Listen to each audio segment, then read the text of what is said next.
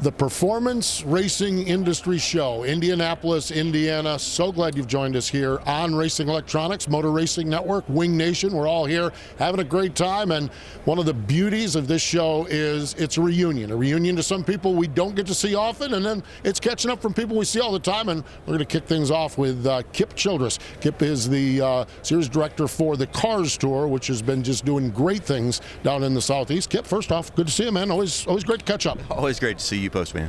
Really fun stuff, that's for sure. When you look at and assess 2024, just big picture, what was your assessment? It was your first full season. You took over, got involved in July of the year before. Your first full season on the gig. What was that like? Great racing. I think top to bottom, that's the one thing that we notice week in and week out is how competitive both of our late model and our pro late model divisions really were. And to see the excitement from the teams, from the drivers, from the fans that were in the stands, and then all the ones who tune in on Flow. It's been a great season for all of us. Your series is such a unique spot because you provide great racing, but you're dealing with a lot of young talent and development talent. Of course, last year's champion, Carson Quapfel, moving on into the Xfinity Series full-time with Junior Motorsports. This year's champions both moving on. Brendan Butterbean Queen and Caden Honeycutt, some more young talent that has won championships with you guys this year. Yeah, that's one thing that we really want to be able to do is provide a stepping stone. I've talked about it for years, the ladder that drivers climb, and not just drivers, but team members too, that climb to get to the level of racing that they want to compete at. And so to see both Caden and Brendan be able to do that moving on from this year, we love to keep track of our graduates, and so it'll be fun watching them as they climb that ladder. How neat was that to see Caden win the Snowball Derby last week? I was glued to my computer, right, watching it. It was a whole lot of fun, and Flo did such a great job in covering the entire weekend. But it's when we see our drivers running in other events, it gives us an opportunity to be fans and really pull for all of them, and to be able to see Caden have a lot of success down there in Pensacola. It was a fun night for sure.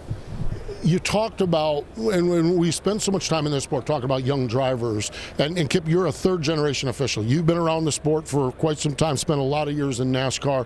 Let's talk about young crew members, young officials, young track promoters. We've got some young track promoters in the Carolinas that are doing really good things. What's that like as a guy that's got some experience behind you working with young people away from the driver's seats? Yeah, we love to see that, and there are a couple good crew chiefs, and we mentioned that in our awards banquet that we had a few weekends ago, that yes, we want to see our drivers move up, but I feel like that we've got crew chiefs that are in our garage, both at the pro level and at the late model stock car level, that can do the very same thing. And the beauty of that is where I've been able to be a part of the NASCAR world for so many years, and they come back to the grassroots level of racing.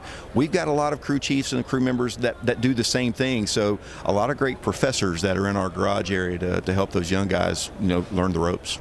Fun stuff. It really truly is. The tour is rolling along really well. When we look at 2025, as you guys have announced your schedules, what jumps out to you? What's the big takeaway from the schedule? I think the big thing is diversity. The teams came to us, during the course of the season and asked us if we would consider moving our schedule from 17 dates back to 15, and we want to make sure that we help those teams, and it's amazing to think of how much money can really be saved in just trimming up by 2 dates. We want to be good stewards for them. We want to make sure that when they're not racing with us, they have the ability to race at other places too. The weekly tracks in the NASCAR Weekly Racing Series, the big events that go on with the Virginia Triple Crown. So we want to make sure that our schedule really tailors up to afford our teams the opportunity to race in other areas as well, and still be full-time with us. So we got together with our tracks. We made a few tweaks and changes along the way, able to add a couple of new tracks. Anderson Speedway jumped on the schedule. They were eager to get back involved, and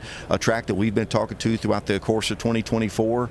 And then another track which we're looking forward to making the announcement official, but the track I guess kind of made it official for us with their social post. So we'll be going down to Cordele Speedway down in South Georgia as well. So looking forward to really a great diverse schedule, and then with 2 marquee dates on the schedule, probably know, the Wilkesboro races during All-Star Weekend for NASCAR, and then we'll crown our champs there at the end of the season.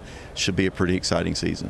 When we talk about Anderson's in southwestern or the western part of South Carolina, and then Credile, Georgia. You talk about scaling back the schedule, but scaling back, how do you, is this scale back and expand a little bit as well? Because this is the first time you guys have, to my knowledge, have gone to Georgia. It is, and so when we had a number of tracks that hosted the Cars Tour for 2 dates throughout the season, and we got together with them and explained to them our situation where, with the teams and their desires, and wanting to be able to expand a little bit from a standpoint of trying to put our guys in front of more eyeballs.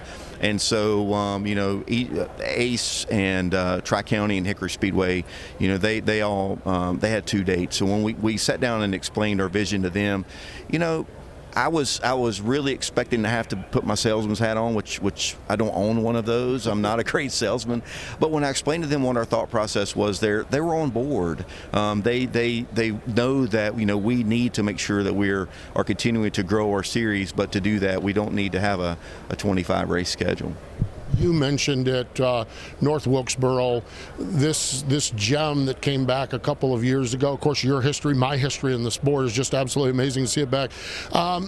Is that kind of become the tent post, the pillar of the Cars Tour, with where you guys are at, having North Wilkesboro as the season finale, and then of course part of the All-Star Week? Yeah, I think so, and maybe it was really. It happened by accident, so to speak, with Dale's involvement with going back and helping to rejuvenate that track, and then the association that we have with Marcus Smith and the whole group at Speedway Motorsports, with Z-Max coming on board last year as a sponsor. It just it made perfect sense for North Wilkesboro to be a vital part of our schedule.